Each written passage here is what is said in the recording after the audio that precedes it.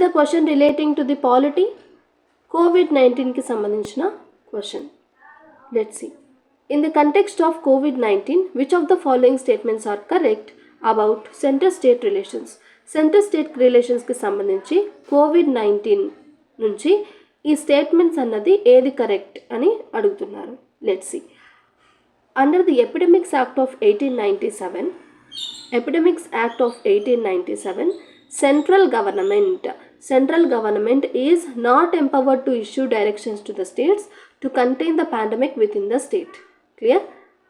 ఏం చెప్తున్నారు? Epidemics diseases act 1897 కింద సెంట్రల్ గవర్నమెంట్కి పవర్స్ అన్నవి లేవు స్టేట్స్కి డైరెక్షన్స్ ఇష్యూ చేయడానికి. ఒకవేళ ఆ పాండమిక్ అన్నది విత్ ఇన్ ద స్టేట్లో ఉంటే, విత్ ఇన్ ద స్టేట్ అంటే ఇప్పుడు ఫర్ ఎగ్జాంపుల్ ఏపీ అనుకోండి, ఆ డిసీజ్ అన్నది ఏపీలో మాత్రమే ఉంటే ఏపీ స్టేట్ గవర్నమెంట్ అన్నది లా పాస్ చేసుకుంటుంది. ఓకే, ఒకవేళ అది ఏపీలో కాకుండా వేరే స్టేట్స్కి కూడా స్ప్రెడ్ అయ్యే ఛాన్సెస్ అన్నవి ఉంటే, అన్ని స్టేట్స్కి స్ప్రెడ్ అయ్యే ఛాన్సెస్ అన్నవి ఉంటే అప్పుడు విత్ ఇన్ ద స్టేట్ కాదు కదా, అప్పుడు సెంట్రల్ గవర్నమెంట్ అన్నది లా పాస్ చేయొచ్చు. Understand? With in the state ఉంటే స్టేట్ గవర్నమెంట్ పాస్ చేసుకుంటుంది, ఇంటర్ స్టేట్ ఉంటే సెంట్రల్ గవర్నమెంట్ అన్నది లా పాస్ చేసుకుంటుంది. సో ఈ స్టేట్మెంట్ అన్నది కరెక్టా రాంగా? విత్ ఇన్ ద స్టేట్లో సెంట్రల్ గవర్నమెంట్కి పవర్స్ లేవు కదా, లేవు. సో ఈ స్టేట్మెంట్ అన్నది మనకు కరెక్ట్. క్లియర్? సింపుల్గా చెప్పాలంటే విత్ ఇన్ ద స్టేట్లో అయితే సెంట్రల్కి పవర్ లేవు. ఓకే, ఇంటర్ స్టేట్లో అయితే సెంట్రల్కి పవర్ ఉన్నాయి. Clear? So this statement is correct. With in the state అయితే లేవు. And the term disaster management does not find mention in the state list, concurrent list and union list. చూడండి, disaster management act 2005 మనకు ఉంది, right? ఈ disaster management అన్నది state లిస్ట్లో లేదు, concurrent లిస్ట్లో లేదు, అలాగే యూనియన్ లిస్ట్లో కూడా లేదు అని అంటున్నారు. ఇది కరెక్టా రాంగా? ఎస్. ఏ లిస్ట్లో కూడా లేదు, ఏ లిస్ట్లో కూడా డిజాస్టర్ మేనేజ్మెంట్ అన్నది లేదు. మరి 2005 యాక్ట్ అన్నది ఎలా పాస్ చేయడం జరిగింది?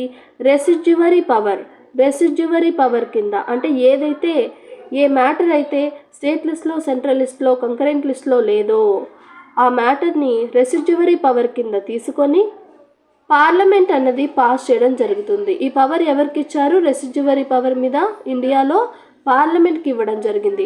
అదే అమెరికాలో, యుఎస్ఏలో అయితే ఈ పవర్ అన్నది స్టేట్స్కి ఇవ్వడం జరిగింది. అందుకే ఇండియాలో సెంట్రల్కి కాస్త పవర్స్ ఎక్కువ, యుఎస్ఏలో స్టేట్స్కి పవర్ ఎక్కువ అని చెప్పడం జరుగుతుంది. రెసిడ్యువరీ పవర్ కింద మనం డిజాస్టర్ మేనేజ్మెంట్ 2005 యాక్ట్ అన్నది పాస్ చేయడం జరిగింది. సో ఇది సెంట్రల్ లిస్ట్లో, స్టేట్ లిస్ట్లో, కంకరెంట్ లిస్ట్లో లేదు. సో ఈ స్టేట్మెంట్ కూడా వాళ్ళు అదే చెప్తున్నారు కదా, does not find mention in the అని చెప్పేసి. సో ఈ స్టేట్మెంట్ కూడా కరెక్ట్ అనమాట. So what is the correct answer? రెండు స్టేట్మెంట్స్ కరెక్టే. So option C, both 1 and 2 are correct అనమాట. ఇప్పుడు మనము కాస్త మ్యాటర్ని చూస్తే, COVID-19 టైంలో డాక్టర్స్ మీద వైలెన్స్ అన్నది జరిగింది కదా. ఇలా డాక్టర్స్ మీద వైలెంట్గా రియాక్ట్ అయ్యి వైలెన్స్ చేస్తే వాళ్ళకి బెయిల్ ఇవ్వకుండా అది నాన్ బెయిలబుల్ అఫెన్స్గా ట్రీట్ చేయబడుతుంది. అలాగే అది కాగ్నిజబుల్ అఫెన్స్గా ట్రీట్ చేయబడుతుంది. కాగ్నిజబుల్ అఫెన్స్ అంటే డిస్ట్రిక్ట్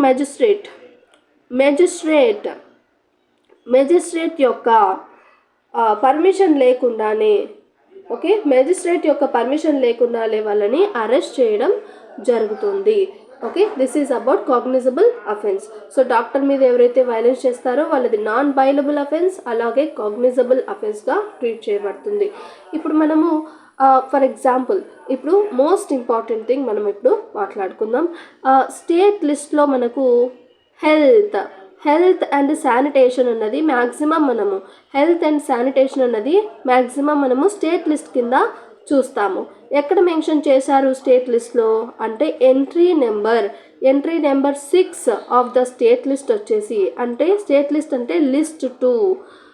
ఓకే, లిస్ట్ 2లో ఎంట్రీ 6లో హెల్త్ అండ్ శానిటేషన్ని స్టేట్ పవర్గా మెన్షన్ చేయడం జరిగింది. ఇది ఇంపార్టెంట్. ఎంట్రీ 6 అన్నది మీరు గుర్తుపెట్టుకోవాలి.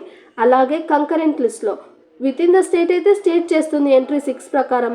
ఒకవేళ ఒక స్టేట్ నుంచి ఇంకా చాలా స్టేట్స్కి డిసీజ్ స్ప్రెడ్ అయితే అది కంకరెంట్ లిస్ట్లో ఉంటుంది. అంటే స్టేట్ మరియు సెంటర్ రెండు పాస్ చేయొచ్చు లాస్ అన్నది ఎక్కడ మెన్షన్ చేయడం జరిగింది? ఎంట్రీ నెంబర్ 29 ఆఫ్ లిస్ట్ 3 అంటే కంకరెంట్ లిస్ట్లో మెన్షన్ చేయడం జరిగింది. ఇది కూడా ఇంపార్టెంట్. మరి డిజాస్టర్ మేనేజ్మెంట్ అన్నది రెసిడ్యువరీ పవర్ కింద పాస్ చేశారు కదా, ఇలాంటి రెసిడ్యువరీ పవర్స్ అన్నవి పార్లమెంట్కి ఉన్నాయి అని ఎక్కడ మెన్షన్ చేశారు? లిస్ట్ 1 అంటే యూనియన్ లిస్ట్లో ఎంట్రీ నెంబర్ 97లో మెన్షన్ చేయడం జరిగింది. ఇప్పుడు మీరు 3 ఎంట్రీస్ అన్నది నేర్చుకున్నారు. ఎంట్రీ నెంబర్ 97 అంటే రెసిడ్యువరీ పవర్ అని, అది పార్లమెంట్కి ఉంటుందని, ఓకే, అది యూనియన్ లిస్ట్లో లిస్ట్ 1లో. And entry number 6 state health and sanitation చూసుకున్న బాధ్యత స్టేట్ లిస్ట్లో ఉంటుంది. ఎంట్రీ నెంబర్ 29 కంకరెంట్ లిస్ట్లో బోత్ సెంటర్ అండ్ స్టేట్ అన్నవి మనకి ఏదైనా డిసీజెస్కి స్ప్రెడ్డింగ్ అయ్యే డిసీజెస్కి ఇన్ఫెక్షియస్ డిసీజెస్కి లాని పాస్ అయితే చేసుకోవచ్చు. అదే ఇక్కడ మెన్షన్ చేయడం జరిగింది. Okay or not? Let's see all this. Entry number 6, entry number 29. Okay. And also ఈ రెసిడ్యువరీ పవర్స్ అనేవి పార్లమెంట్కి ఉన్నాయి అని చెప్పేసి మనకు కాన్స్టిట్యూషన్లో ఆర్టికల్ కూడా చెప్తుంది. ఆ ఆర్టికల్ ఏంటంటే ఆర్టికల్ 248. అలాగే మనం లిస్ట్లో చూసుకుంటే 97 ఆఫ్ ది లిస్ట్ 1లో మనకి రెసిడ్యువరీ పవర్స్ అనేది యూనియన్ లిస్ట్కి ఇవ్వడం జరిగింది. పార్లమెంట్ అనేది పాస్ చేయడం జరుగుతుంది. So what is the correct answer? Both 1 and 2.